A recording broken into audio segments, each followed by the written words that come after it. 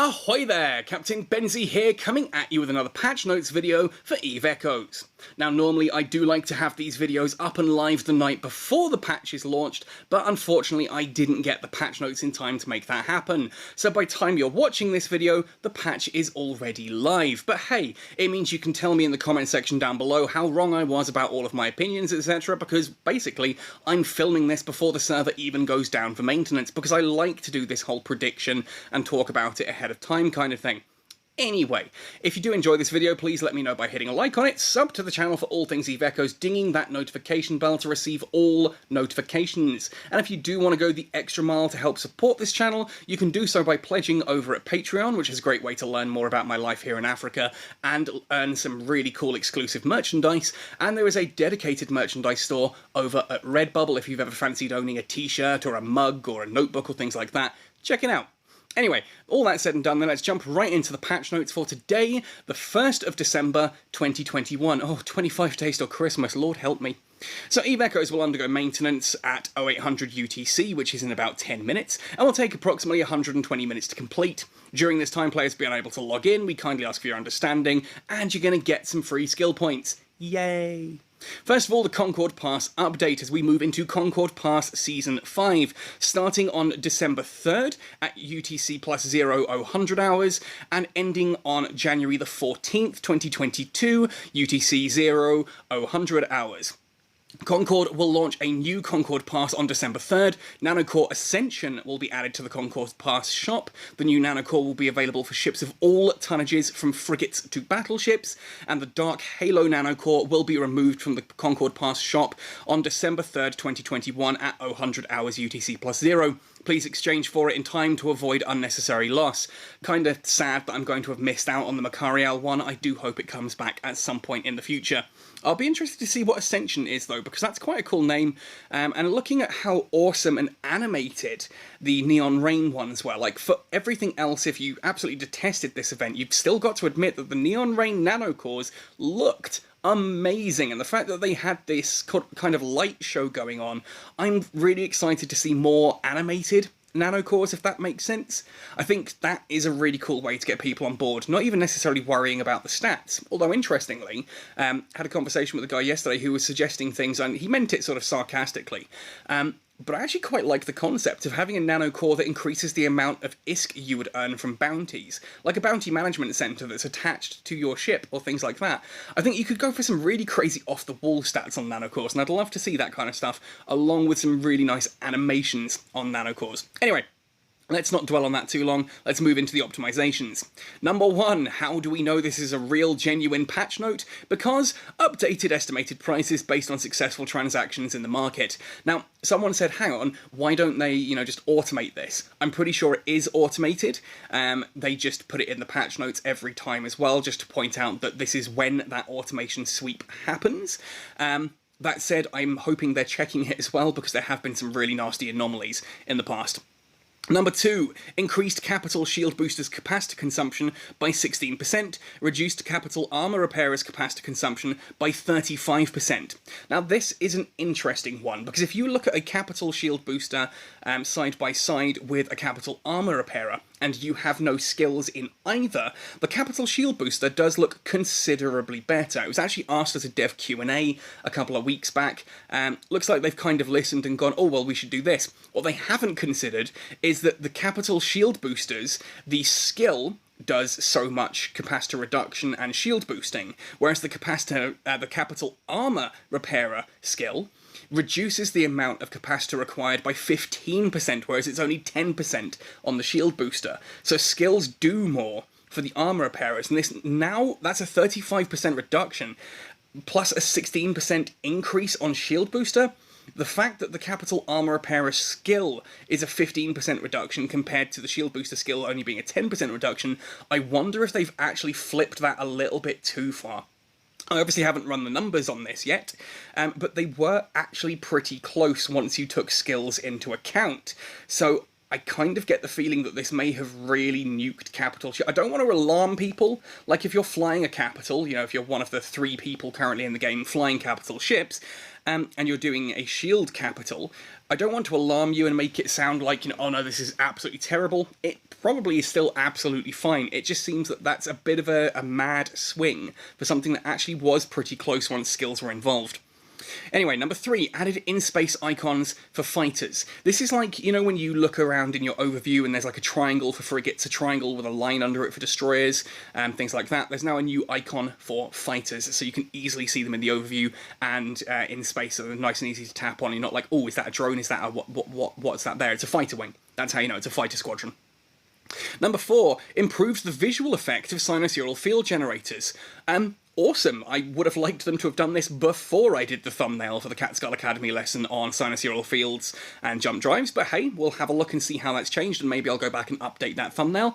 In honesty, I thought it was pretty. I thought it was pretty to begin with, like, really quite a visually impressive thing. So I'm going to be interested to see what they've done to make that even better.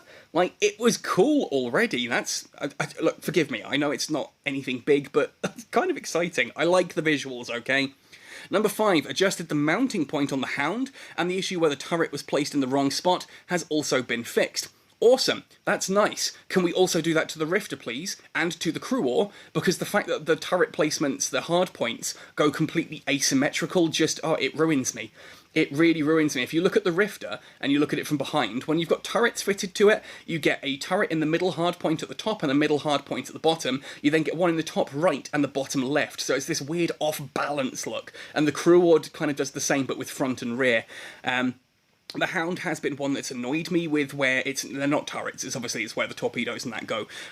But yeah, it has been annoying looking at that guy. That's not where it's supposed to be! And they fixed it. Yay. Now please do the Rifter and the Crew Ore as well. Number 6, increase the shield recharge time of fighter drones. Nice, this is passive shield recharge time. This is when you take a little bit of damage on your fighters, you then wait a bit, and obviously the shield regenerates over time. That's now a bit faster. I think that's useful. I think carriers definitely needed that. Number 7, the local member list will be saved after the sorting is set. Nice, there was a bit of a bug with that, whereas if you changed the order that you wanted to look at, it just didn't do it properly. Now it will. Yay. I think there's more issues with local than just this, but that's a good start. Number 8, changes to mission offer. Join your first corporation. Joining your first corporation grants you 20,000 skill points, and then staying in a corporation for 1, 2, 3, 4, 5, 6, and 7 days each grants you 50,000 skill points. Staying in a corporation for 15 and 30 days each grants you 100,000 skill points. So if I just math that out quickly, 7 days times 50 is 350, plus the 100,000 there for the 2. It's 450, 550. You're actually getting more skill points here than you were previously for doing this mission. I wonder if we'll get, like, extra skill points to counteract that. I doubt it, and quite frankly, I don't care. It's not enough to really warrant worrying about at this point. But that is actually more skill points than you would have originally had. It was 500,000, I think, to begin with, for 500,000. Yeah, it was 500,000, 500,000 skill points when you joined a corporation. You could join and then instantly leave. This entices you to find a corporation and actually stick with it, and that's pretty cool. I like that change. Good change. Thank you, NetEase. Number 9. Added server shutdown protection to reduce the occurrence of ships being destroyed due to server maintenance. I wasn't aware this was still a problem. I haven't heard anyone complain of this in a long time, but if it was, well, I'm glad it's fixed. Number 10. Now it's possible to find recent contacts in the chat window. Thank you. Thank you, thank you, thank you, thank you, thank you. This is a really important little quality of life change. Sitting there and going, who was I just talking to, and having to scroll through and try and visually remind yourself of the name? No, now actually have it there, just recent contacts. Brilliant, I like it. And 11, when pirates are spawned in anomalies or nihilist space, players could see the number of waves in the notification now.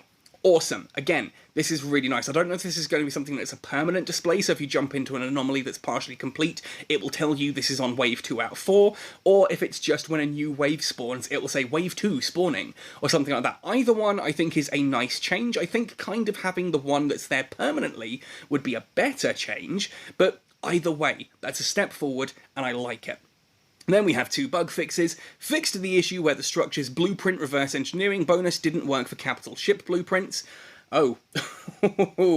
Oh, that probably upset some people. And 2, fix the issue where some members in the same fleet could not see sinusoidal signatures under certain circumstances, namely most circumstances. If you don't know, sinusoidal field generators and the beacons and that just weren't appearing properly.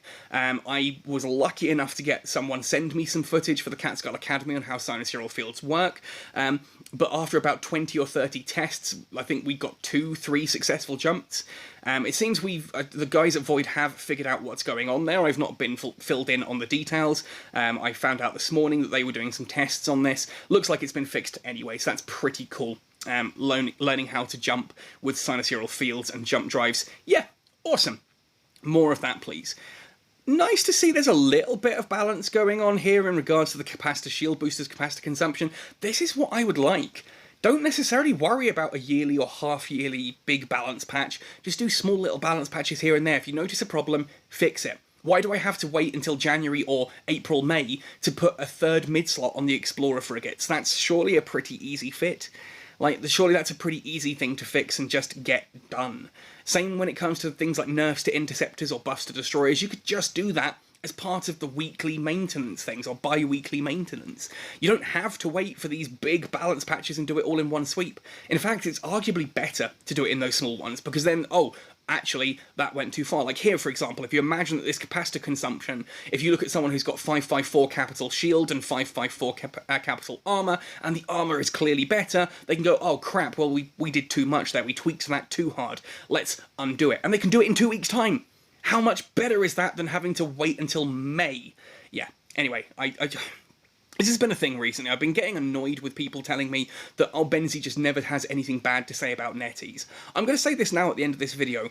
I just try to remain positive where possible, because I love this game. And you know what I don't want to do? I don't want to become a negative Nelly who's sitting there constantly complaining about everything. I want to identify a problem, and then I want to talk about how to fix that problem. What I don't want to do is sit here and go, oh, Neon Rain's awful, I hate it, and then put out 8 videos just complaining, because that's not who I am. I want to do positive, constructive, productive criticism, where I can sit there and say, look, netties, I think that the whole idea of you putting out a balance patch twice a year was bad enough. The fact that you're skipping one of those completely and going for 1 a year is just atrocious. Do it in the freaking maintenance. You've got 2 of, you do like a small maintenance on week 1, then a bigger maintenance on week 2, small on 3, big on 4. That's the kind of bi-weekly or fortnightly, or however you want to word it, thing going on there. That fortnightly sort of maintenance tends to be the bigger one. If you look at my patch notes, it's every 2 weeks I do a video on it. Put your balance changes in these. We don't need a huge balance patch. You can just do it in these. Just do it in these, please. Please, netties. I'm going to send that to Melos anyway right now. Anyway, folks, thank you for listening to this one right the way to the end. Let me know your thoughts and opinions on these changes. What you think. Are these good changes? Are they bad changes? What other changes do you want to see? Do we need balance patches, or should we just go with the sort of the fortnightly maintenance? Let me know in the comment section down below. Let the developers know in-game and in the suggestions channel on Discord. Otherwise, happy sailing, and see you in New Eden.